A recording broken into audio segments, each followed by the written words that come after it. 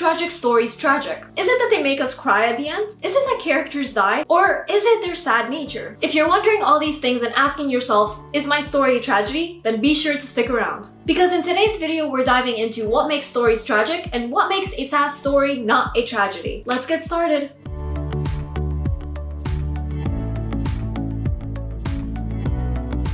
Hey guys, Nour here, and welcome back to my channel. For those visiting for the first time, hello, I'm the fantasy author of the novel Divinity Falling. Be sure to subscribe for weekly writing advice videos. Also, I would just like to wish you all a happy new year. Last year was tough, but here's to praying that this year is better. And I just want to say that today is my birthday! So if I did go out to respond to your comments, it's probably because I'm eating yummy food. If you'd like to give me a birthday present, I'm taking gifts in the form of video topic suggestions. If you have any writing topic you want me to delve into and discuss, be sure to send it my way in the comments. Don't be shy. If you have any writing questions, shoot them my way. Okay, let's discuss story tragedies. We're all familiar with tragic stories. Take for example Shakespeare's plays. They're well known for their tragic nature where almost everyone dies at the end. But there's more to tragic stories than just death. So if you're wondering if you're writing a tragedy, here's how to tell if that's the case or not. Ask yourself the following. 1. Does my main character live in the end? If so, are they better off dead? 2. Halfway through your story, is your main character succeeding in their mission?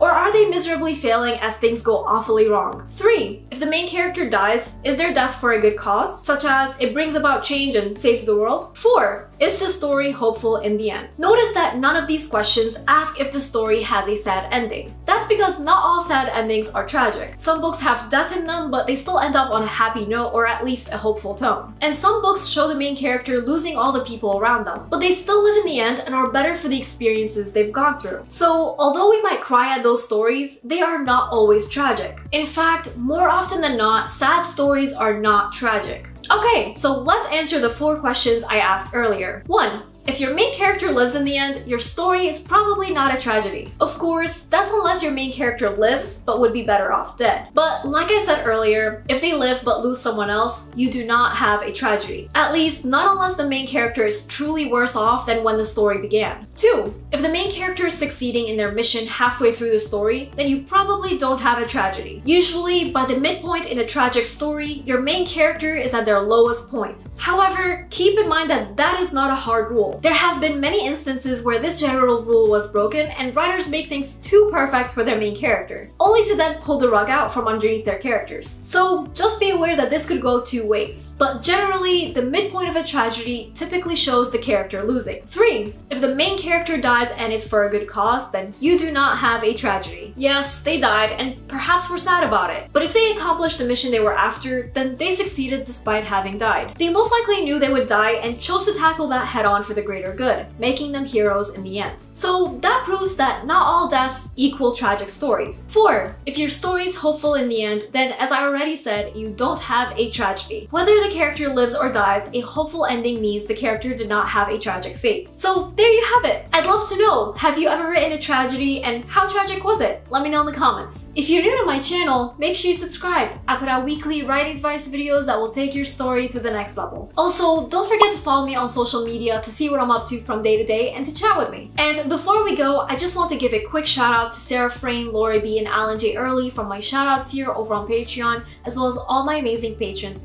Thank you all so much for your support. I really appreciate it. And remember, Nour for president!